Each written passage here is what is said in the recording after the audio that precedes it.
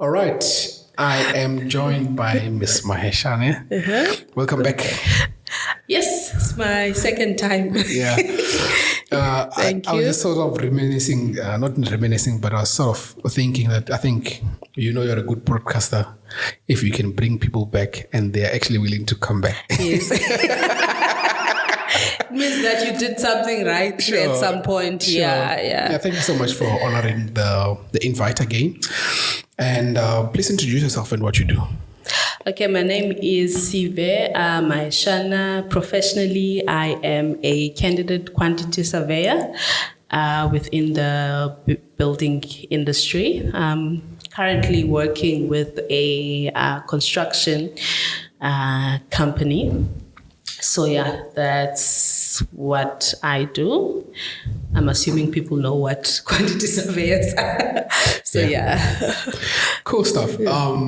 So can you please just go through your career? I know people who have not listened to our first conversation will sort of want to understand where did you start and then maybe just stop where we are now so we can just pick it up from there.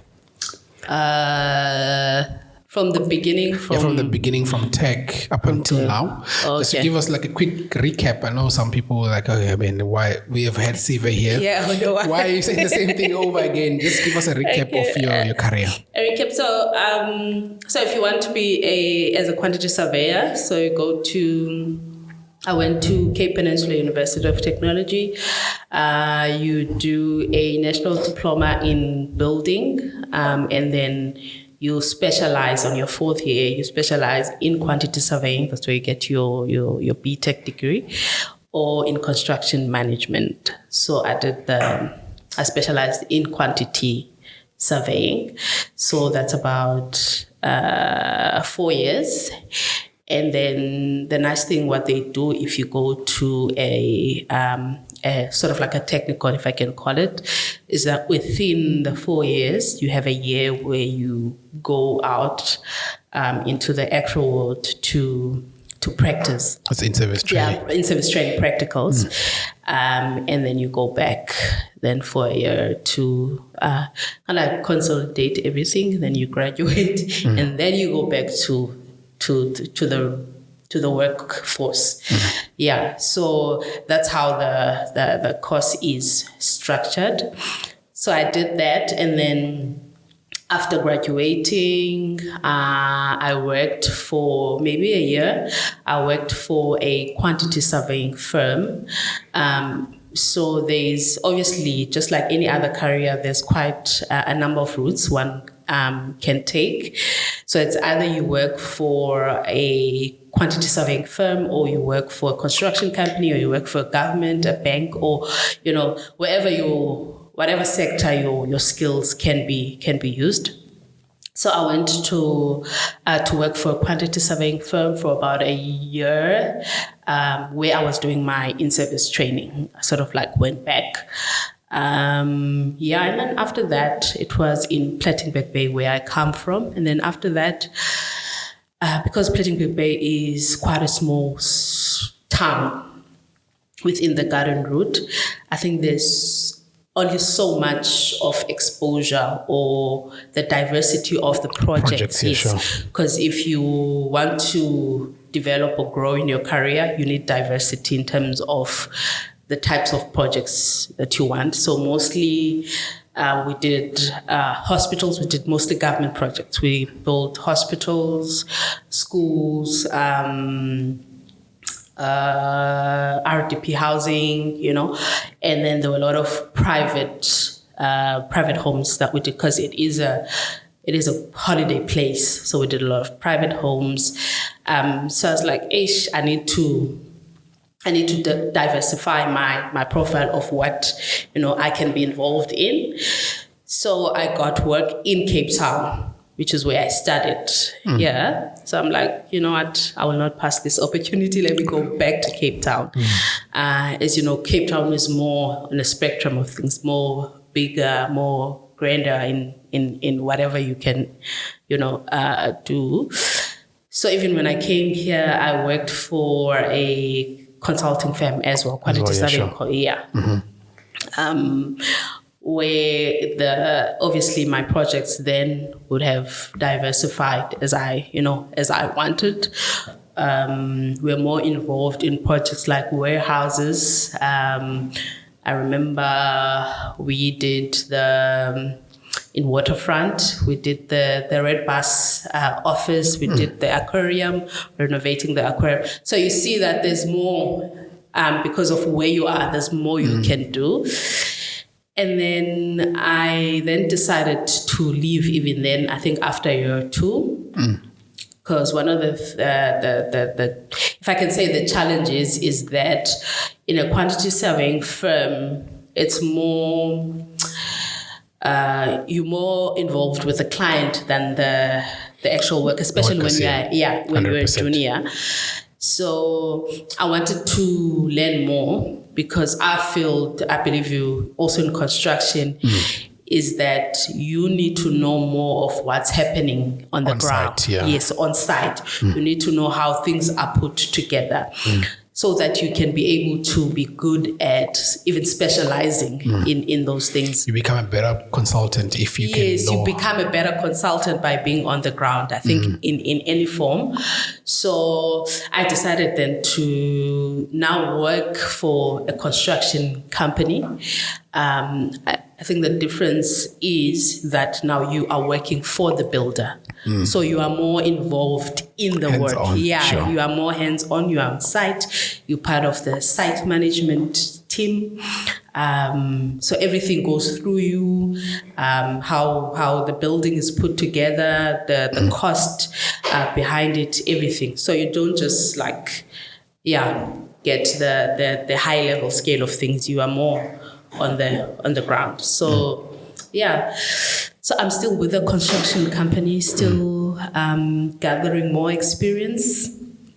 And I think after this year, because I'm now 9 years in the game. Come on. Almost a decade. It's been long. Sure. 9 years in the game. I think then after this year, it will be 10 years, which if you're in the construction, it's you are there. You're sort of like medium, but you are not actually there because if you know like the big people in the construction, they've got like plus 20 years of experience.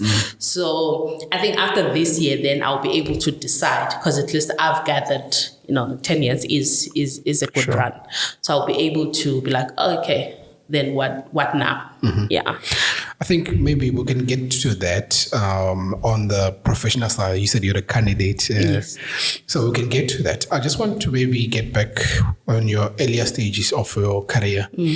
Is there anything that you say that you would have done better? Which you can give as an advice to someone who's listening to the podcast that, okay, maybe this is what I've done. I feel like I can do something better here. Definitely. I think one of the things I think I would have done better when I think about it is to develop your skill as quickly as possible. If you think you're lacking because we work with money or because we work with people. So obviously you've got not only the skill of quantity surveying, you need leadership skills, you need soft skills, you need technical skills. So I would say one of the things that I wish I would have done earlier is to, when I quickly recognize what skills am I lacking at that point in my career, is to take immediate action, whether it's leadership skills, take a leadership course if you can. Sure. If it's project management, yes. If it's soft skills, if you lacking in because quantity surveyors are cost consultants. Yes. So you need to be good at negotiating because you're working with subcontractors, you're working with different stakeholders, right? So you also need to be good at communicating, and because when you enter the workforce, you are already, as much as you can be a junior wherever you work, but you're already at mid-management level. So I feel like you kind of thrown into the deep, because they expect you to be able to speak up in meetings. They expect you to be able to say, okay, that's not how it's done, that's how it's done. Obviously, that comes with experience. 100%. It comes with time and exposure. So I would say that the minute you, it takes self-awareness, it takes being able to reflect, which I think when you're trying to grow in your career, sometimes we don't do a lot of that, because we just want to get the work done. Yeah, sure. You just want to get the work done, and you end up being more loyal to the company than yourself when you do that. So I would say take breaks to reflect on yourself in terms of, okay, what have I experienced now? What is it that I need in order to go further in my career? Do I need technical skills? Because also in the construction industry, we use programs, right? So in more construction companies, we have programs like, if someone who's construction industry will know, we have programs like CCS, Candy. We've got, if you're an AQS firm, you've got DIMX, you've got all these tools, all these tools that actually make work easier for you. So I'm working in my office with some of the older generation where they use Excel, even Excel at a very basic level. Sure. So I would say if you wanna grow, take CCS courses. It is a cost if your company can help, be able to push yourself, while you have time, because also we know that life interjects with our careers. So you can't career, let me leave this side of things. Sure. So yeah. I like that. So now you are doing construction. The move to the decision to move from consulting to construction. You have now in construction.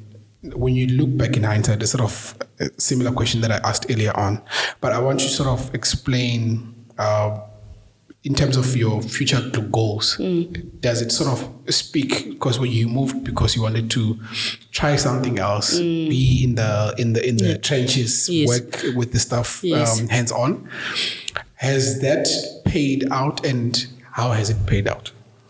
It has paid out. It has paid out a lot. In experience, it has paid out. In confidence, it has paid out, because in any work, you need to be confident in what you are, in what you are producing. So if you are saying that the cost of this brickwork is this and this and this and this, you need to be confident in that. And it takes knowledge to be confident. When you know. When you know. So it has paid out in that. And then because, it has paid out in confidence. It has paid out obviously in experience. I wouldn't have done it differently. What I found challenging is that now, if I were to go back to the consulting firm or the consulting side of things, because they also have their own practices there, as much as I would be an asset in terms of experience and all of that, and knowledge, I found it that it's more harder to penetrate in that space now, because it means that you would have to refresh on their programs. It means that you have to refresh on, how the way they do things, because you've been running this way for too long.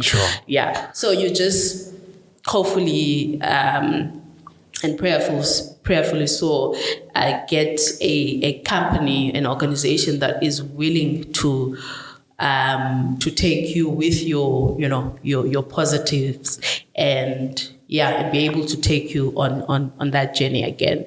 But definitely it has paid so much, because I work now with younger people in consulting firms, and I'm like, you shouldn't be asking me that. Sure. You know what I mean? You shouldn't be. You should know that at this point. 100%. And I'm not even saying that because of arrogance, but I'm like, it paid off to, and somebody, for example, would ask you, oh, okay, let's say you claimed certain amount of brick force. Sure. So brick force is within most the brick, inside the bricks. You can't see it.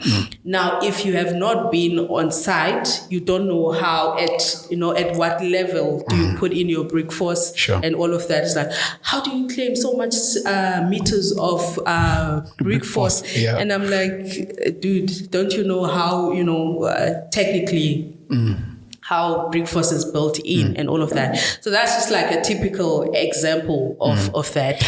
And yeah, so I see the benefits of me taking the other route rather than staying there for too long. Not that it's wrong. I mean, even when you in a consulting firm, you can still push yourself to know those things. You can be on site more, but I believe that there is quite a difference. There is a distinct difference between the two. Yeah. I think, like you said, it almost feels like, because I think I can speak from a point of construction, since we are both in the construction phase. I feel like it's important for youngsters to be taken to site for them to understand what they are actually drawing for us who are drawing or using Revit models. Yeah. For you guys, it's your WinQS and all of that. And all of that. So it's I'm sort of trying to reiterate what you're saying, that unfortunately you cannot decide which job you get, because you sort of shoot everywhere. That's what everyone does. Yes.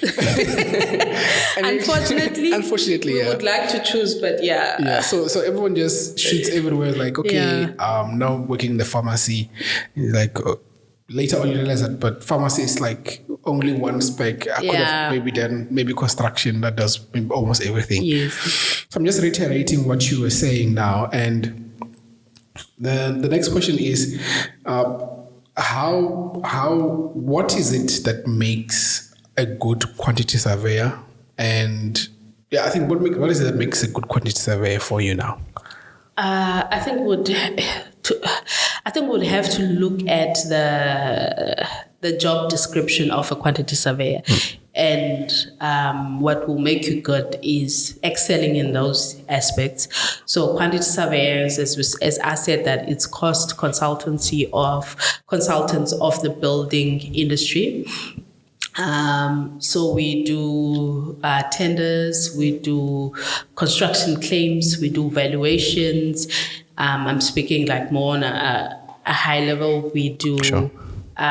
We price work. We do estimates for buildings. We manage contracts financially. So I would say definitely what makes you good, it would be I think the basic things of what makes everyone else good in whatever they do. It would be your soft skills, your leadership skills. Because you work with people, yeah. Yes, you work with whoever, you work with people, your negotiation skills, your obviously your technical skills now. You need to be advanced in how you work. And obviously your proficiency in numbers. So it would have to be looking at the job description and are you nailing those things? And also, I would say that a good attitude, learning attitude, just because of the space and how the construction industry is structured. So yeah. Nice.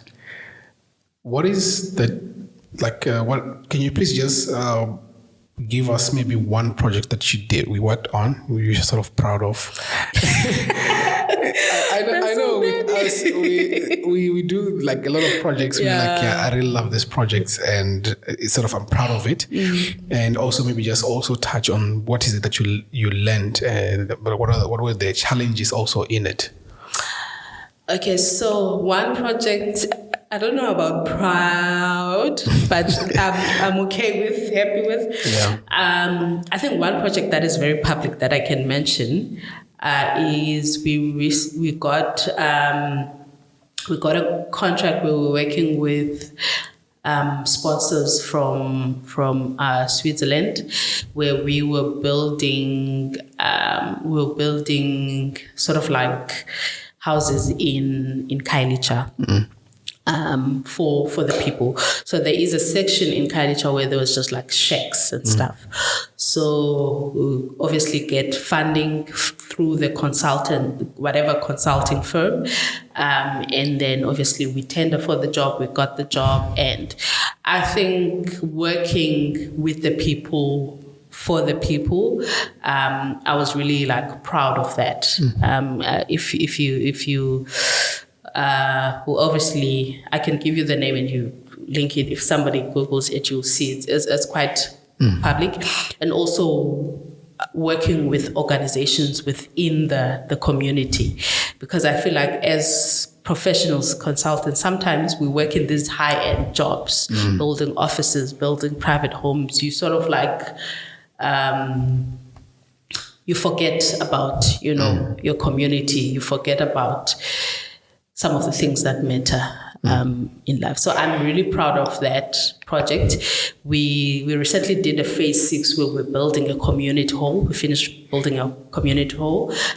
We are in final completion stages of that community hall. And what's amazing about that community hall is that on top they have a farm where the people can plant stuff. It's a whole ecosystem, very a farm where they can plant things, where they can grow things and sell it back. So it's more like there's such a beautiful community building project. It's a community building project, and to see our people happy, to see our people, happy about the outcome and very eager and excited about it. It was really good. So I'm really proud of that one particular project because of the end user, to see people really appreciative and 100%. happy. I think maybe to touch on like something different now is, I think the landscape has changed now. We are seeing women also coming into the same spaces where men are. However, there's still stereotypes that construction is like mainly. I'm tired. I'm exhausted of the construction industry and the stereotypes, but 100%, still very much there. Yeah. So I just want you to give advice to a young lady who's aspiring to be a quantity surveyor like you. And also give them the secrets of the trade. Okay, this is how you conduct yourself, and so they can sort of have an idea of what they can expect, number one, and also what to do when you're in it. Yeah. Look, the reality is what we're saying is that the construction industry, especially in Cape Town, is male-dominated. It's white dominated. Women are usually the 1%. So even now at work, can you believe that in our quantity surveying department, there's like 4 of us, 2 older males, 1 white male and me. Sure. So I'm still like the only woman within that space. A rose among thorns. Yeah. So it's still, you can see the statistics is like 100%. Why am I the only? Why are you not, employing more women? Why is it not a balanced thing? Balanced, yeah. Yeah. So That's the reality of it. I don't know when, but we are getting there.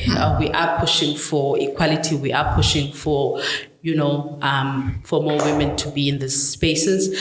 That's the reality. But I would say that many times than not, it is a reality that there is stereotype, there is racism, there is women are not paid equally as men. That's a reality. So I would say that in terms of you have to do more work within yourself than focusing on the environment. Sure. Yes, the environment has an impact on what you become or, how you become. But I would say that what I've done is I had to do more work within self, because many a times, as much as it's reality, most of these things are in our head. So you enter a boardroom and you're thinking, oh, they're looking at me because I'm black, or they're looking at me because I'm a woman, or they're not listening to me because of this and this. And the reality is also that people have their own things and their own challenges. So I because even my contract managers, the people that I work with, it's 100% like older white males. Sure. So it can easily get tricky. So at times you would think that, are you not listening to me because I'm a woman? But also you have to not master, but sort of like learn people. Sure. Yeah, humans are humans. Sometimes the person is not because they're racist, it's because they don't have listening skills or they don't have patience or whatever. Sure. So it's sometimes not because they're racist, it's because they are lacking in a certain area. Thing, in a certain area. So that's why I said, for me, what I've done is to focus less on them, but me, to make sure that when I walk in the boardroom, I know that I belong. When I speak in a boardroom, I know that I belong. And the fact that they are in the space that I am in, it means that we sort of like, we are there. We're together in this thing. Sure. We are equals. We're colleagues. So that means a lot. So I think, I think we should start focusing on ourselves, start building ourselves, start building our confidence more, so that whatever they interject or project in terms of whatever their personal struggles, could be racist, it's about them. It's about them and not necessarily about you. Yeah. So if you're okay with yourself being black, being a woman in that space and growing in that, then I think most of the time you'll be okay. Yeah, I think that's so profound because it's sort of a life advice as well. Yeah. That you don't want to project your insecurities or you don't want to project your stereotypes because it's already a stereotype. However, dealing with someone from a human point of view and you sort of analyze it's like, don't attack me, attack the issue. Yes. So if the problem is listening, work on the listening. It's like, okay, how would you want me to talk about this? So this is just helping. I actually love that because it's sort of a life principle that you can use it anywhere else. Yeah. Thank you so much for that. I'm sure someone who's listening who is a lady, it's not about you being a lady. It's not about you being black. It's not about you being white. Yes. It's about you being comfortable with your own skin. With your space. And also sharing value without, whether they appreciate it or not, it's not you have shared the value. I mean, like if you send an email with facts, no one's going to say this is not a fact. Yeah. No matter which world you're coming from. Yeah. And focus on your professionalism. Be professional. Don't take things personally. Sure. I know there are those moments where you're like, they are really crawling under your skin. Sure. But take a moment and be like, okay, let me take a break. Let me take a moment. This is happening. And you come back to the scene. Because it's very easy to, especially in toxic environment, to take things personally. Sure. So what I found, like being in the corporate space for plus 9 years now, is that a lot of people are, they project a lot. Because when they come to work, they're coming with themselves. They don't leave the part of them that doesn't like people at home. They don't leave the part of them that is not patient to teach or to whatever at home. It's you get the full package. 100%. as much as yourself, you come as the full package with your insecurities, with you whatever that is that you know. One of my pastors would say that people are not empty. Everybody comes with something. So you don't meet someone and then they don't, everyone is carrying something. 100%. So I think understanding humans in general will solve a lot of your problems. I think I like that. In our industry, you need to have like proper people skills, because you get waves of really high emotional moments, and you see yourself going up with the flow, and it's just having that. I want to use the word maturity or maybe let me use the word self-consciousness. Yes. To have the self-consciousness to be mature in that situation and de-escalate those kind of scenarios. I think in closing, please share with us, what does the future look like? I don't know. What does the future look like? How can let's just keep it on. What does the future look like, and what's the next step for you? I think when we started, I said at least now I've got 9. It's going to be my 10th year in the industry. I think only now I'll start to look at what's next for me. I'll be able to sit down and gather these experiences and gather, what have I worked on? What are the projects I worked on? How, my resume, my profile, what are the skills that I've earned within the industry? Do I branch out? Because I'm very much interested in project management now. Also because of the skills now, the leadership skills that I've developed and all of that. So, and also if you stay longer, I think offline we're talking about consistency. If you run the course for certain years, you also get to know yourself. Right, you get to know, did I take a chance or am I actually good in numbers? Right. So you get to know yourself. 100%. Do I have the patience to work with different stakeholders? Do I have the skills? Do I want to continue? And now this is based on data, facts. You have years of experience, and after 10 years, you're like, okay, nothing.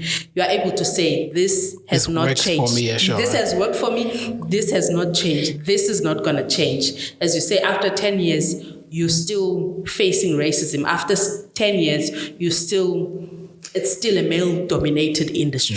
So now I can decide, do I want to stay in a male-dominated? Do I still want to push those boundaries? Do I still want to, thrive? Thrive. And it's not going to change, because you still have to be that person to say, hey, listen to me. I'm here. You still have to be, although you have nothing to prove, but you still have to make sure that everyone knows that you are in the room because of the kind of industry that you are in. Yeah. So the time of doing your work, being quiet and hoping that your work would speak for you, that's not going to work anymore. You should be able to say, hey, I did that. Hey, that project, we've reached a profit because I did that. Yeah. So at least now also the growth is I can handle, more contracts. I can speak up more. I'm able to say, hey, I did that. Or, hey, remember, to be honest, I don't know how the future look like. Only because for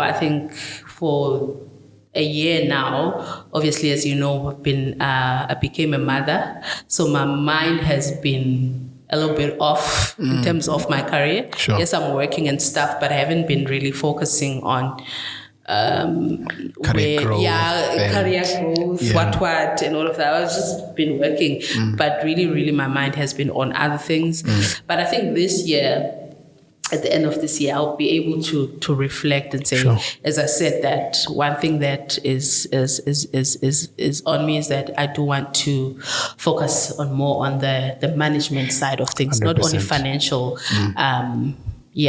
So the financial side of things will be an add-on to say, at least, I know how to. I'm a quantity surveyor, so the financial aspect of things I know, but I want to be more on the management 100%. part of things. Thank you so much for sharing that. We believe in our guests, and we wish them the best. Thank you. And and we know all things are working together for your good. Amen. So all the best in your career. And I think maybe I'll just talk about this after we're done here. But all the best. Thank you so much for coming through and sharing your career journey.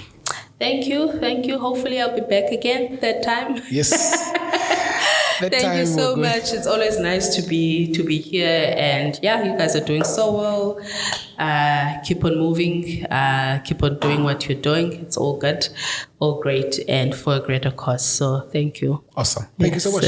Thank you.